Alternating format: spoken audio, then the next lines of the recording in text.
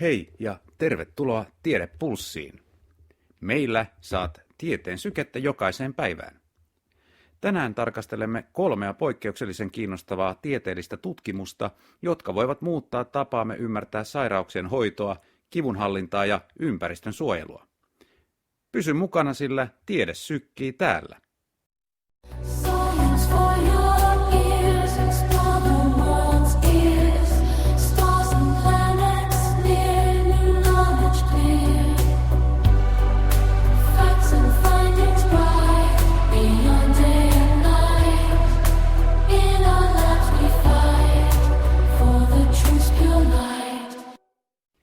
Geenimuokkauksen uudet mahdollisuudet. Viimeisimmässä tutkimuksessa geenimuokkauksen saralla käytettiin CRISPR-Cas9-tekniikkaa perinnöllisten sairauksien ehkäisyyn ihmisperäisten kantasolujen avulla. Tämän prekliinisen tutkimuksen tarkoituksena on löytää keino estää geneettisiä sairauksia, kuten Huntingtonin tautia ja kystistä fibroosia, jo sikiökehityksen aikana. Kyseessä oli laboratoriomittakaavainen kokeellinen tutkimus, jossa ihmisten kantasoluja käsiteltiin CRISPR-tekniikan avulla. Tällaiset kokeelliset tutkimukset ovat luonnollinen lähtökohta innovatiiviselle tutkimukselle, mutta niiden tulokset vaativat vahvistusta kliinisissä kokeissa, ennen kuin sovellukset voivat siirtyä terveydenhuollon arkeen. CRISPR-teknologian kohdalla on myös tärkeää huomioida eettiset kysymykset, jotka liittyvät geneettiseen muokkaukseen, erityisesti ihmisten kohdalla. Eettinen keskustelu tällaisista tekniikoista on käynnissä, ja se tulee todennäköisesti vain kiihtymään, kun lähestymme kliinisten tutkimusten vaihetta. Tutkimuksen rahoittivat muun muassa Yhdysvaltain National Institutes of Health ja Howard Hughes Medical Institute. Lisäksi tutkimusta tukivat yksityiset säätiöt, jotka keskittyvät bioteknologiaan ja genetiikkaan. Tämän tyyppinen laaja rahoituspohja varmistaa, että tutkimusta ei ohjaa yksinomaan kaupalliset intressit, vaan sitä tukee myös julkinen sektori ja akateeminen yhteisö. Kuulijat, jotka haluavat perehtyä tähän tutkimukseen tarkemmin, voivat löytää sen Nature Biotechnology-julkaisusta. Nature Biotechnology on yksi maailman johtavista bioteknologian lehdistä, joka tunnetaan tiukoista vertaisarviointikäytännöistään ja korkeasta laadusta.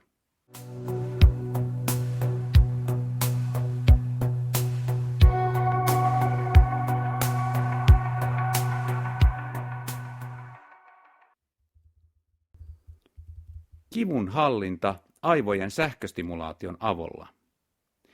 Toinen huomionarvoinen tutkimus keskittyy kroonisen kivun hallintaan käyttämällä aivoihin asennettavaa implanttia, joka pystyy estämään kivun signaalit ennen kuin ne saavuttavat tietoisuuden. Tämä edustaa neurotieteiden kehittyneintä huippututkimusta, jossa aivoteknologia ja kivunhoito yhdistyvät. Tutkimuksessa käytettiin satunnaistettua kontrolloitua koetta, joka on tieteellisesti yksi luotettavimmista menetelmistä lääkkeiden ja hoitomuotojen testaamisessa.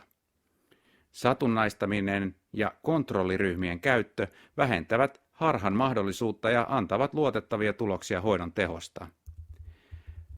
Vaikka sähköstimulaatioon perustuva kivunhallinta on ollut käytössä jo vuosia, tämä uusi implantti eroaa aiemmista siinä, että se on dynaamisesti säädettävissä reaaliajassa kivun signaalien mukaan.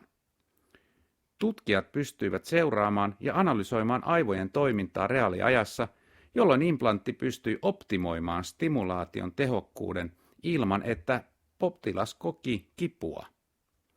Tämä tarkoittaa, että teknologia voi olla ratkaiseva kroonisesta kivusta kärsiville potilaille, joille nykyiset hoidot eivät tarjoa riittävää helpotusta.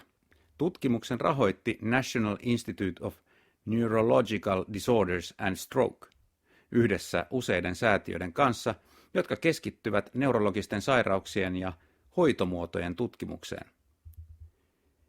National Institute of Neurological Disorders and Stroke on tunnettu kattavasta ja luotettavasta tutkimusrahoituksestaan, joka kattaa neurotieteiden eri osa-alueita. Jos haluatte lukea tästä lisää, tutkimus julkaistiin Journal of Neural Engineering-lehdessä joka on arvostettu tiedonjulkaisu neuroteknologian alalla.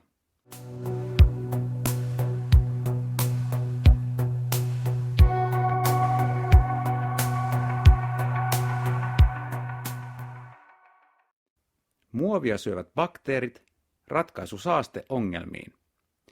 Ympäristötieteiden alalla julkaistiin läpimurto, joka saattaa tuoda helpotusta muovisaastekriisiin.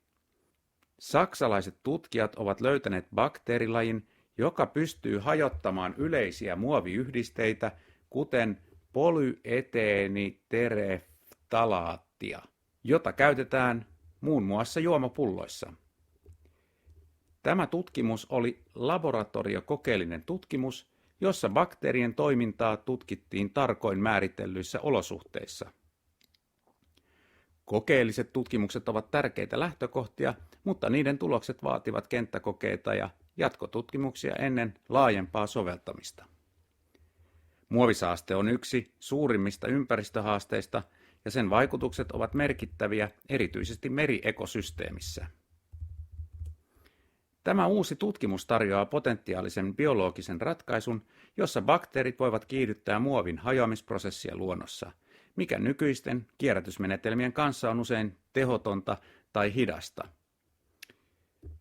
Kuitenkin ennen kuin bakteerien käyttöä voidaan hyödyntää laajemmin, tarvitaan pitkäaikaisia kenttätutkimuksia, jotka varmistavat, että bakteerien vaikutukset ovat turvallisia ja tehokkaita myös luonnollisessa ympäristössä.